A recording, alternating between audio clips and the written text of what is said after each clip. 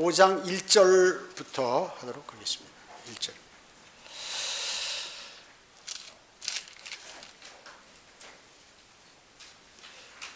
이제 5장에는 신실한 목자와 그가 받을 보상에 관해서 얘기하고 있습니다.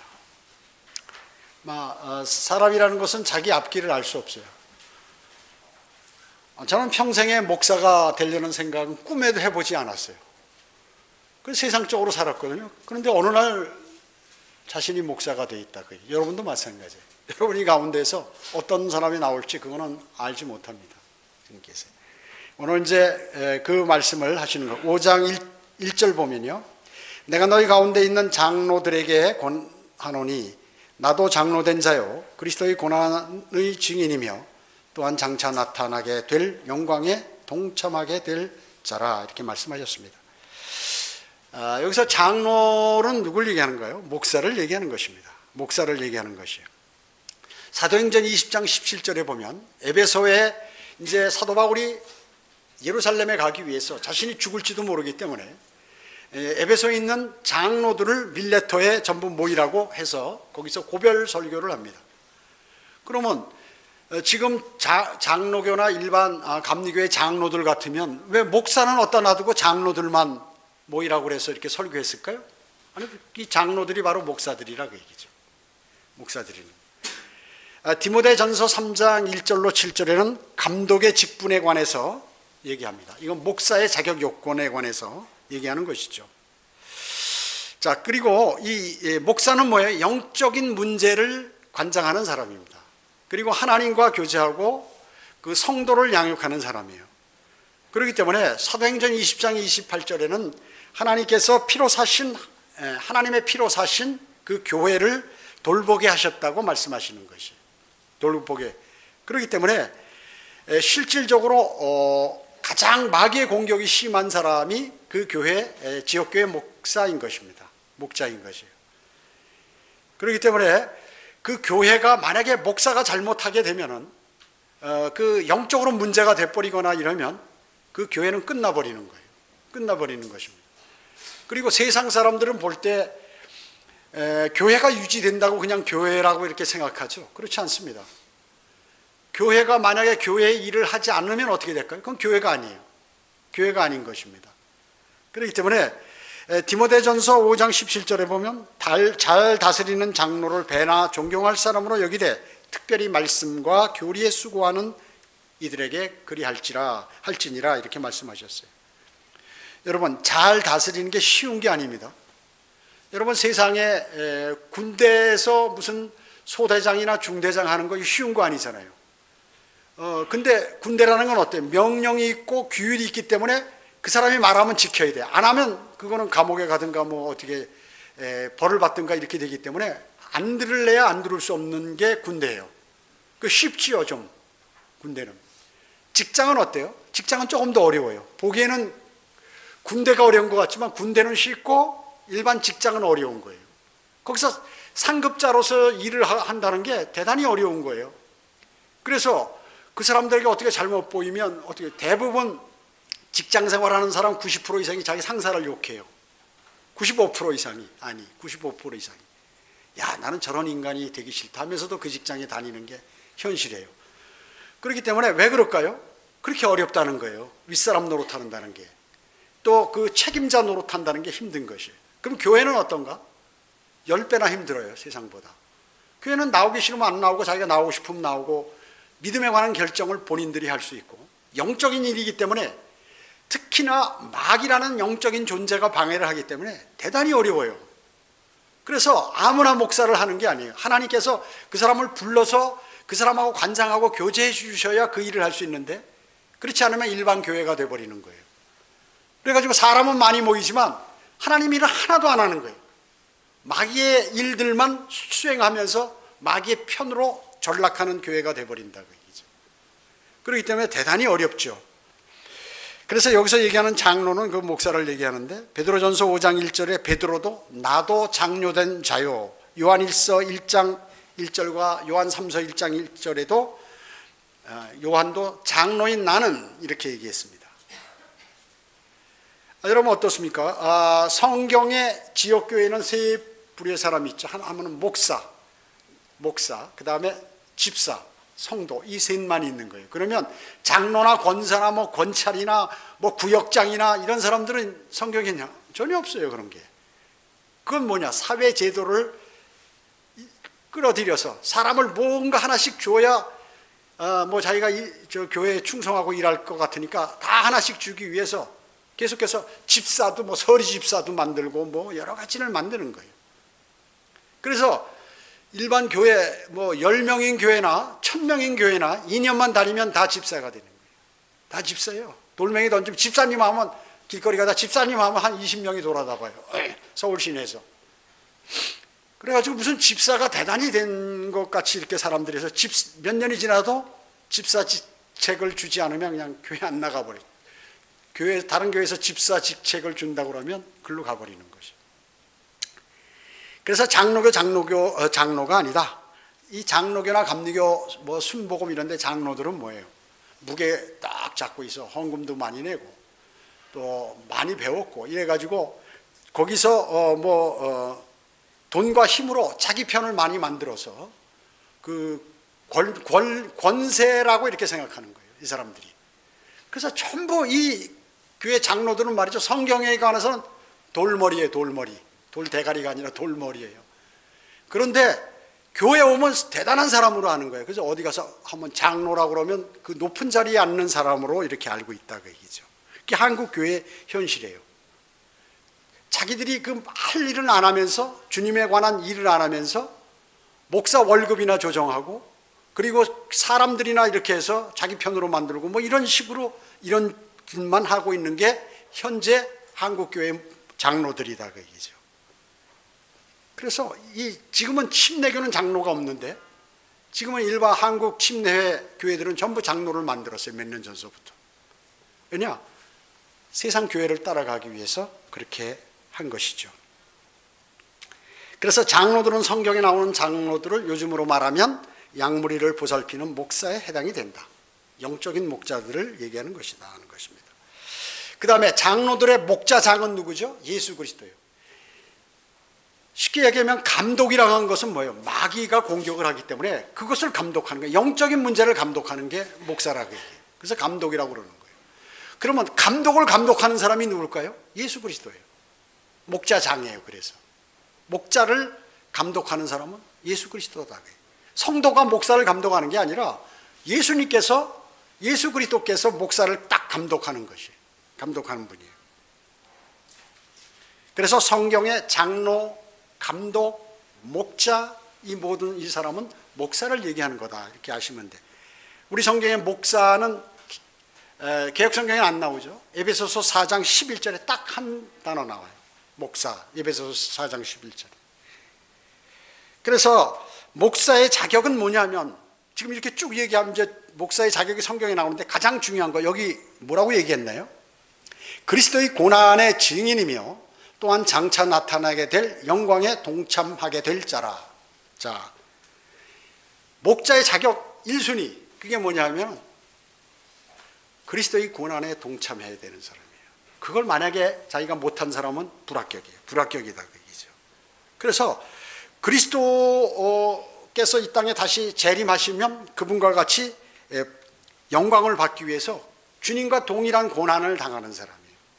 그래서 고난을 한 번 더 일반 제도권 교회 목사들 같이 그 등록금 부모가 주어서 신학교 다녀가지고 졸업해서 아주 또 자기 아버지도 장로고 권사고 이래가지고 아주 믿음 생활 교회 충실하게 다니면서 등록금 잘 내고 다니고 갔다 와서 공부 열심히 해서 목사고시 전도사 됐다가 강도사 시험 보고 또 목사고시 봐서 합격해가지고 안수를 딱 받고 교회 오는 이거는 목사 자격이 없는 사람이에요. 왜냐? 그리스도의 고난에 단 한 번도 동참한 적이 없기 때문에 옛날부터 그거를 대단한 걸로 알고 있는 거예요. 일반 사람들은요. 그렇기 때문에 실제 고난에 동참하지 않으면 그 길을 갈 수 없다 그 얘기죠. 근데 세상의 제도로 인해서 환경을 좋게 만들어서 다 그렇게 가니까 야 목사가 되려면 대학교 철학과를 1차적으로 나온 다음에 대학원은 신학대학을 가고 그것도 미국에 있는 신학교를 한번 나온 다음에 미국에서 박사학위를 받고 독일에서 박사 신학 박사 학위를 받고 이래가지고 하면 큰 교회 목사로 해준다. 그 사람 어떤가? 자격 없는 사람이에요. 무슨 말씀인지 알죠? 그래서 그 사람들이 설교를 잘하고 아는 거는 많은 것 같은데 교회를 다 그렇게 만들어버리는 거예요. 구령 복음 한 번 전하지 못하고 형제들은 거리 설교 한 번 못하도록 만들고 그렇게 만드는 것이에요. 그렇기 때문에 그렇게 되면 먼저 사탄의 길을 가게 되는 거죠. 그 성경은 뭐예요? 장로의 자격이 그리스도의 고난에 동참한다. 그 다음에 나중에 뭐예요? 주님과 같이 영광의 면류관을 받게 된다.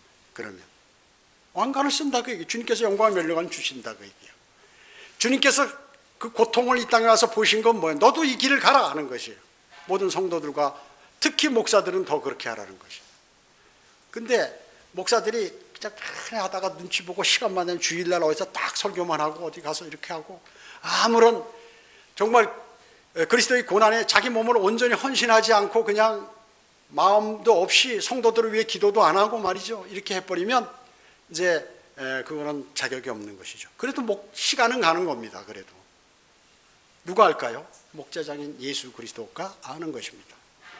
그 면류관이 없어요. 아무것도 없어요. 자, 그것을 여기서 말씀하고 있는 것이죠. 2절에 봅니다. 너희 가운데 있는 하나님의 양무리를 짓고 돌보되 마지못하여 하지 말고 자원함으로 하며 더러운 이익을 위하여 하지 말고 준비된 마음으로 하며 이렇게 말씀하셨습니다.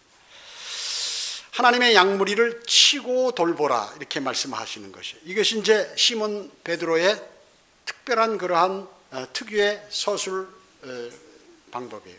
왜 그런가요? 요한복음 21장에 보면 이제 예수 그리스도께서 십자가에 달려 잡혀가실 때 말이죠. 모른다고 3번 부인했잖아요. 자기 입으로 3번 부인하면 주님이 모르실까요? 마지막에 주님께서 딱 뒤돌아보고 그때 그 베드로와 눈이 딱 마주쳤어요. 그때 통곡을 하잖아요. 나가서 내가 그렇게 주님을 위해서 목숨까지 내놓겠다고 했던 내가 모르고 이거 정확히 주님께서 나에게 지적하셨는데 내가 교만하게 그거 모르고 그렇게 했었구나 해가지고 밖에 나가서 통곡을 하는 거예요. 3번 부인하고 나서. 그리고 나서 이제 주님께서 그 사람을 제자로 쓸까요? 안 쓰죠. 부인하는 사람을 어떻게 쓰겠어요? 실격됐어요. 그래서 부활하셔가지고 베드로와 제자들이라고 이렇게 내가 갈릴리로 갈 테니까 그걸로 오라고 그러라 이렇게 하는 거예요. 베드로 따로 부르고 제자들 따로 부르는 거예요.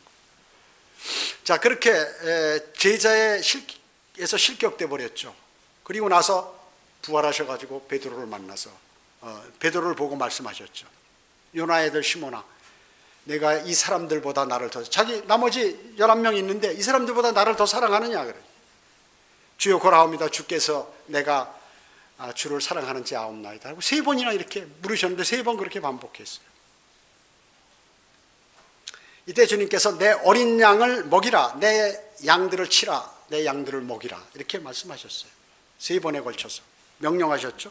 그렇기 때문에 이 양들을 치고 먹이는 거에 관해서 이게 무슨 의미인지를 베드로는 정확히 아는 것이에요. 그 양들 가운데서 그런 일들이 많아요. 여러분 목자가 양을 칠 때 어때요? 양을 몰고 이제 막 이렇게 긴 막대기 같은 걸 들고 치고 막 휘바람도 불고 뭐 개도 이용하고 해서 양들을 초원으로 이렇게 몰고 가서 풀 먹게 하고 또 시냇가에 가서 물을 먹도록 하잖아요. 근데 이상한 양들이 있어. 몰래 그 목자를 피해서 이렇게 가가지고 별도로 막 가서 뭐 풀도 뜯어먹고 자기가 하고 싶은 거 막 하는데 그 양은 어떻게 될까요? 이리가 와서 그걸 덮치는 거예요. 왜? 목자의 눈에서 벗어났기 때문에. 목자가 있었다면 돌멩이를 던지든지 뭐 하여튼 그 막대기로 그 이리를 치든지 해서 쫓아버렸을 텐데 그 목자의 시야에서 딱 벗어난 거죠. 그렇기 때문에 실질적으로 그 목자가 아무리 해도 양들이 튀어나가면 참 어려운 것이에요. 그래서 양무리를 치고 돌본다는 게 마귀로부터 그것을 이겨내기 위해서 온갖 방법을 다 쓰는 것이에요. 기도도 주님께 드리고 설교도 하고 성경 공부도 하고 심지어 권면도 하고. 그런데 계속 그걸 그냥 우습게 보잖아요. 그냥 나중에 그 길로 가는 거예요. 그게 대단히 중요한 것인데 인도함을 이탈한 그러한 양은 이리에게 물리게 되어 있습니다. 그래서 그것이 교만이거든요. 교만. 내가 그 양도 고집이 있어가지고 내가 저기 가면 먹을 거 많아. 왜 일로 가는 거야? 복잡하게 조용히 혼자 가서 뜯어먹게 놔두지. 이래서 그걸로 가버린다 그 얘기죠. 자기 생각대로 행동하는 거죠. 그 양이요. 그런데 결국엔 또 죽음이다 그 얘기죠. 죽음. 이리가 와서 그냥 채간다 그 얘기죠. 그래서 이 주님을 볼 때면 베드로는 그것이 기억이 나는 거야. 그 의미가 무엇인가? 주님께서 네가 정말 양들을 먹이고 치는 데 있어서 어떻게 해야 될지, 네가 만약에 주님을 반역한 네가 어떻게 양들을 먹이고 치겠느냐 그 얘기죠. 네가 이제 그거 진짜 죄를 자백하고 이제 돌아선 것이냐라고 물어보시는 거예요. 그래서 다시 그 제자의 지위를 회복시켜 주시는 그러한 것이에요. 그렇기 때문에 베드로는 죽을 때까지 그것을 잊지 못하는 것이에요. 그런 것이죠. 여러분 어떻습니까? 목자가 그냥 되는 게 고난도 받고 인생도 오래 살았고 그 다음에 교육도 많이 받았고 그러면 그 말을 들어야 돼요. 저는 뭐 자랑이 아니지만 군대 2년 가서 죽어라고 그 사람이 복종하는 훈련을 받았어요. 거기서 정말로 그것이 무엇이라는 거죠. 너무 호되게 받았어요. 그 소위 인간했는데 다 끝나는 줄 알았더니 또 6개월을 교육시키는 거예요. 대위돼서 진급했더니 또 6개월을 가서 공부하라는 거예요. 고등군사. 거기서 하면 그냥 군대 진급도 안 되고 그냥 끝나는 거예요. 그 소령 진급하니까 또 거기서 육군 대학을 가라는 거예요. 참모대학. 가가지고 또 공부했어요.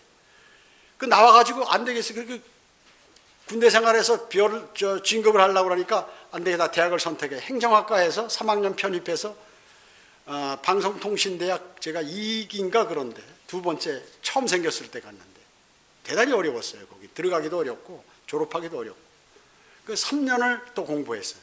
행정학을. 그리고 사회 나와서도 계속해서 무슨 교육들이 많았어요. 그 사업해보고 직장생활해보고 명령에 움직이는 군대생활해보고 그리고 나서 인생을 잘못 살았구나 알아서 성경을 알게 되고 신학을 나오고 공부를 해서 다시 이렇게 됐어요. 그러면 거기에 많은 과정 속에서 이루어진 그러한 내용들이 있어요. 주님께서 저를 왜 부르셨는가? 술 좋아하고 노는 거 좋아하고 이런 사람을 왜 부르셔가지고 이렇게 했나? 공부도 했으면 좋은 성적으로 졸업했을 텐데 그런 거 싫다고 그래서 그냥 대충 한 사람을 왜 이 어려운 공부를 진짜 많이 해야 되는 것을 그렇게 시키셨나? 이렇게 전 의아해했어요. 그 다 이유가 있으신 거죠. 이유가 있으신 거죠. 주님께서 부르니까 그냥 그 순응해서 한 것이란 말이죠. 자, 양의 자격은 뭐냐면 돌봄을 인정하는 것이에요. 양의 자격은. 그래서 늑대를 거부하는 거죠. 자기가 똑똑하고 현명하다고 그러면 그건 어떻게 될까요? 그건 늑대에게 물리는 것이에요. 바로 돌보다란 말은 바로 바울이 사도행전 20장에서 언급한 장로들의 사명과 직접적인 그러한 관련이 되는 것입니다. 장로들, 이 사람은 그 양무리들을 맡은 목사들은 하나님의 양들을 섬기고 돌보며 지도하고 하나님께서 예배드리는 일이 있어서 그 예배드리는 마지못해서 하는 것이 아니라 자원함으로 그리고 준비된 마음으로 사역에 임해야 된다 그 얘기죠. 또 하나님의 일에 동참하는 사람도 마찬가지. 의미는 동일해요. 동일하는 거죠. 왜? 여러분들은 모두가 제사장들이기 때문에 침례교는 만인 제사장이에요. 모든 성도 각자가 하나님과 직접 교제하고 제사장이에요. 만인 제사장. 그렇기 때문에 여러분도 이와 같은 마음으로 믿음 생활을 하셔야 된다는 것이에요. 준비된 마음으로 사역에 임해야 된다고 베드로는 훈계하고 있는 것이죠. 그리스도인 한 사람이 성장하는 것 말이죠. 그 사람이 자기 능력으로만 되는 게 아니에요. 주변의 다른 성도들과 목사의 그 많은 기도 그리고 안내하고 참는 것 이것이 있어서 그 사람이 변화되는 것이에요. 여러분 우리 교회도 보면 과거에 처음에 구원받고 왔을 때는 참 별의별 사람 많이 있었는데 지금 많이 이렇게 주님을 사랑하고 그런 사람으로 변화되는 것이에요. 그것은 주님께서 여러분을 인도하셨기 때문에 그렇게 되는 것이고 또 목사도 거기에서 많은 기도와 그리고 참음이 있어요. 참 세상 같으면 참을 수 없는데 그걸 참고 주님께 간구드리는 이런 것들이 있다 그 얘기죠. 그래서 자원함으로 하는 것은 자신을 온전히 드려야 한다는 그러한 뜻이죠. 자원한다는 건 뭐예요? 온전히. 여러분이 주님을 섬기는데 누가 시켜서 합니까? 자원함으로 하죠. 자원함으로. 이게 대단히 중요한 것입니다. 그래서 여러분은 하나님께서 부르실 때 내가 여기 있나이다 라고 응답하셔야 돼. 이사야 6장 8절에 이사야 선지자와 같이 내가 여기 있나이다 나를 보내소서 이렇게 즉시 자신의 마음과 혼과 몸 전체를 주님께 드리는 그러한 사람이 헌신하는 사람이라고 얘기죠. 더러운 이익이 뭐예요? 돈을 말하는 것입니다. 돈. 먹고 살기 위한 방편으로 돈만 벌려고 돈만 바라보고 사역하는 그러한 목사들 얘기하는 것이죠. 먹고 사는데 먹고 사는 것은 하나님께서 온전히 하나님께 맡기면 주님께서 해주신다는 그러한 마음 자세가 된 사람만이 목사로서의 자격이 있는 것이에요. 자격이 있는 것이에요. 그리고 준비된 마음은 뭐예요? 그릇된 동기가 아니라 바른 동기에서 우러나와야 된다. 바른 동기. 바른 동기인 것입니다. 그것을 지금 여기에서 말씀하고 있는 것입니다. 3절 보겠습니다. 3절 4절. 하나님께 맡겨주신 자들을 지배하려 하지 말고 오직 양무리의 본이 되라. 이 지배한다는 것은 영적인 다스림과는 다른 것입니다. 육신적으로 지배한다는 것이죠. 양무리의 본이 되라. 그리하면 목자장이 나타나실 때, 목자장이 누구라고요? 예수 그리스도께서 재림하실 때 나타나실 때 너희가 시들지 않는 영광의 면류관을 받으리라 이렇게 말씀하셨습니다. 모든 면에서 양무리의 본이 되고자 항상 노력해야 되죠. 되고자 그 양무리의 본이 되고자 이렇게 기도하는 목사들이 있잖아요. 그 사람은 이미 그 양들의 지배자로 군림하는 걸 포기한 사람이에요. 어떤 권면하고 지배하는 거하고는 틀리죠. 여러 가지 방법으로 사람을 꼼짝 못하게 만들어서 막 이렇게 하고 하는 것 그런 것이 아니라 주님께 간구드리고 그 형제 자매를 위해서 기도하는 사람은 절대 그 사람을 지배하려고 하지는 않아요. 지배하려고 하는. 그래서 목사는 뭐예요? 하나님을 섬기는 일, 또 하나님에 관한 말씀에 관한 자신의 공부, 그리고 하나님 말씀에 자신이 순종하고, 그뿐만 아니라 복음을 전파하고 구령하고 이런 일 외에도 뭐예요? 그 생활이 가정이나 사회나 밖이나 안이나 들어가더라도 그 양무리의 본이 되어야 한다 하는 것이죠. 그래서 목사는 실질적으로 기본적으로 섬기고 보살피는 사람이에요. 보살피는 사람이에요.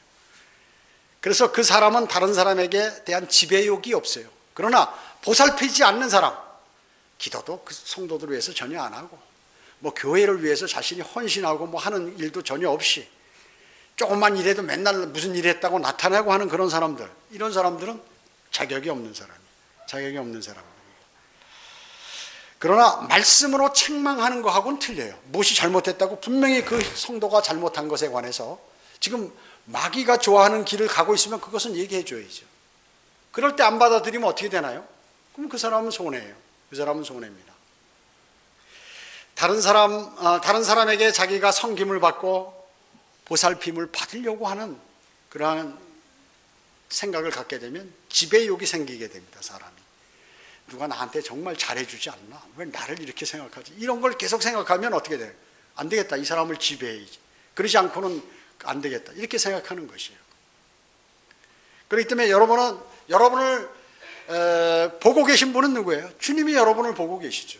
그래서 영적인 일을 하는데 자신이 그 생각을 안 하고 자기의 판단대로 자기 생각대로 멋대로 교회에서 행동하고, 그리고 교회에서 목사가 권면하는 일에 따르지 않고 그냥 멋대로 하거나 이렇게 되면 어떻게 될까요?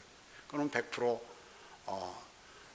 일인 마귀에게 잡혀가게 된다는 것이죠. 그래서 주님께서도 자기 양들을 보살피는 목자이셨죠. 그래서 선한 목자는 늘 자기 양들을 위해서 목숨 걸고 이렇게 그 양들을 지키는 것입니다. 여기 4절에 보면 목자장은 예수 그리스도죠.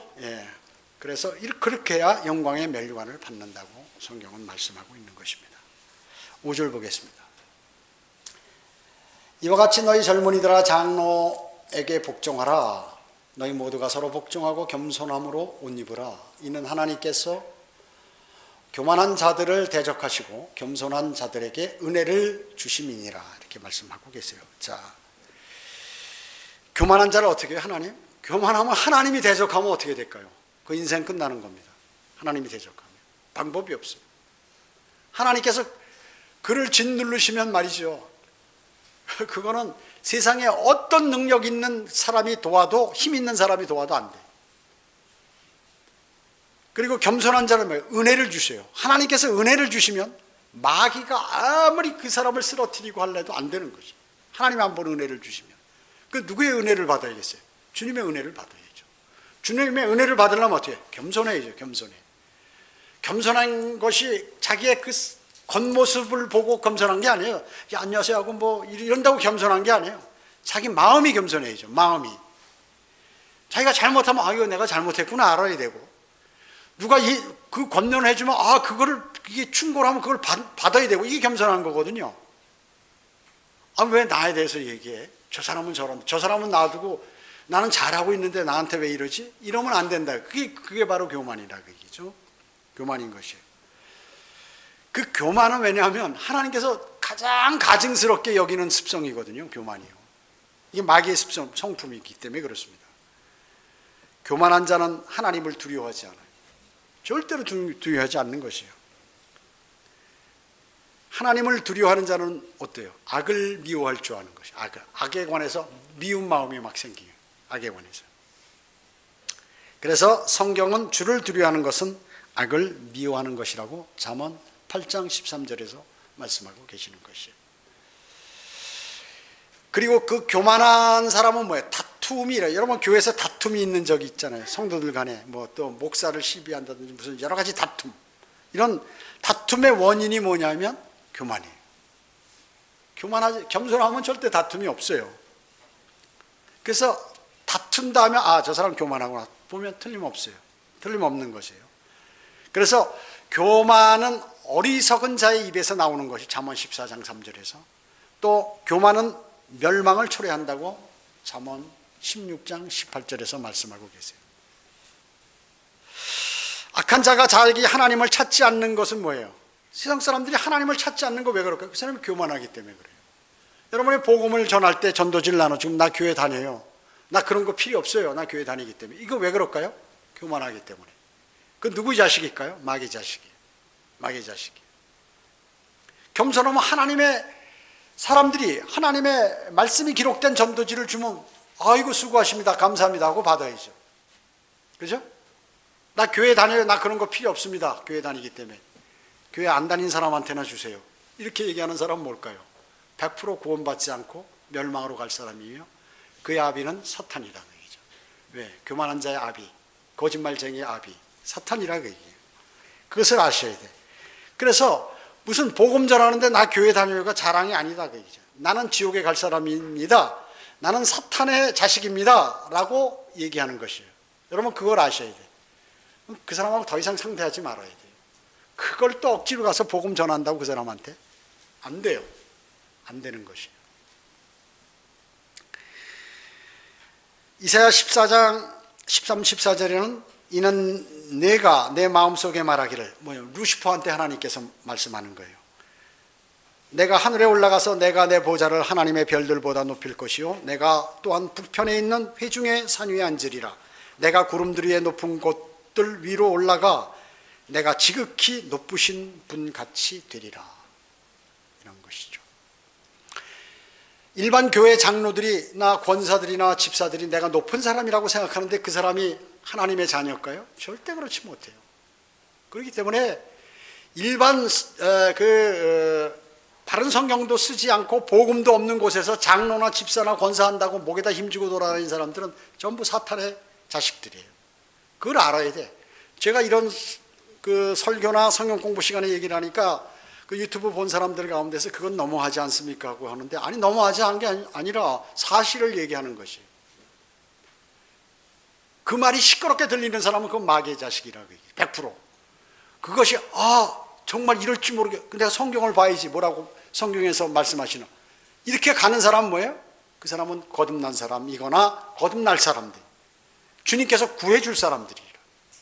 그 사람들이 바로 여러분이 복음을 제시하는데 거부하는 사람은 왜 그럴까요? 교만이에요. 교만은 마귀의 자식이 하는 것이거든요. 그러기에 교만한 자는 누구라도 하나님께 가증하다고 잠언 16장 5절은 명확히 말씀하고 계세요. 교만한 자는 아무것도 아는 것이 없기 때문에 의심이 많아요. 언쟁을 좋아하고 시기와 다툼이 있고 악담, 사학, 의심을 즐기면서 성경의 진리가 아닌 다른 진리를 가르치고, 그리고 주 예수 그리스도의 건전한 말씀과 경건에 따른 교리에 일치하지 않아요. 그런 걸 가리키면서 자기가 목사라고 얘기하고, 뭔가 자기가 대단히 성경을 많이 안다고 생각하고, 장로나 구역장들이 구역 예배에서 설교할 때 그런 자들이 설교를 하니까 어떻게 될까요? 썩은 물만 계속해서 먹는 거예요. 독을 먹는 거예요. 그렇기 때문에 성경의 진리가 아닌 다른 것을 가리키고 있다, 그 얘기죠. 그러면서도 자기가 하나님 일을 한다고 착각하고 있기 때문에 마귀가 그 사람들을 계속해서 쓰는 것입니다. 자, 이런 자들은 마음이 썩었고 진리를 상실했으며 이익이 경건이라고 생각하는 자들이라고 디모데전서 3장에서는 말씀하고 있어요. 그런 자로부터 떠나라고 얘기합니다. 떠나라. 하나님께서는 겸손한 사람 곁에 늘 계십니다. 그의 마음과 영을 소생시켜줘요. 이사야 57장 15절에서 그렇게 말씀하세요. 주께서는 어린아이 같이 자신을 낮추는 사람이 뭐예요? 천국에서 가장 큰 자라고 말씀하셨어요. 마태복음에서. 여러분, 여기서 지금 어린아이 같이 가장 낮추잖아요. 천년왕국에서 통치할 때 그렇게 다 해주시는 것이에요. 천국에서 가장 큰 자라고 말씀하셨고, 누구든지 자신을 높이는 자는 낮아질 것이요 자신을 낮추는 자는 높아지리라 하는 진리의 말씀을 성경에서 말씀하고 계신 것입니다. 이게 잠언 3장 14절하고 야고보서 4장 6절에서도 모두 인용하고 있는 말씀이시죠. 하나님께서는 교만한 자를 대적하시고 겸손한 자들에게 은혜를 주신다고 성경 곳곳에서, 신구약 곳곳에서 말씀하고 계십니다. 6절 보겠습니다. 그러므로 하나님의 능하신 손 안에서 겸손하라. 때가 되면 그분께서 너희를 높이시리라. 하나님의 능하신 손 안에서 자신을 낮출 줄 아는 사람, 그 사람이 되어야 돼요. 자신이요. 겉으로 낮추는 게 아니라 마음으로 낮춰야 돼요. 마음으로. 그리고 사람들 앞에서 겸손할 줄 알아야 된다는 것이죠. 겸손은 어떻게 해요? 누가 합니까? 하나님께서 시킵니까? 너 겸손해라? 아니에요. 내가 해야 돼. 스스로. 그래서 성경은 스스로 겸손해. 구약에도 보면 하나님께 죄를 지은 제사장들이나 레위인들이 스스로 모두가 겸손케 해서 주님 앞에 무릎 꿇고 나타나죠. 만약에 하나님께서 겸손케 해주시면 어떨까요? 여러분 기도 드릴 때 하나님 저 교만합니다. 저를 겸손케 해주세요. 그럼 그래? 그럼 고통을 주세요. 교만한 사람이 겸손케 하는 방법 가장 쉬운 게 뭐냐면 고난을 주면 겸손해지거든요. 그러면 하나님께서 막 때리고 이러신다고요. 그렇기 때문에 여러분 절대 하나님께 겸손케 해달라고 해서는 안 됐어. 내가 겸손케 해야지. 스스로 알아서. 7절 보겠습니다. 너의 염려를 하나님께 맡기라. 이는 그분께서 너희를 돌보심이니라. 야, 너무나 좋은 구절입니다. 그죠? 하나님이 나를 돌보신다. 우주를 창조하신 분. 절대 권력자. 그분이 나를 돌보신다. 대단히 좋은 말씀이죠. 여러분 꼭 암송하시기 바랍니다.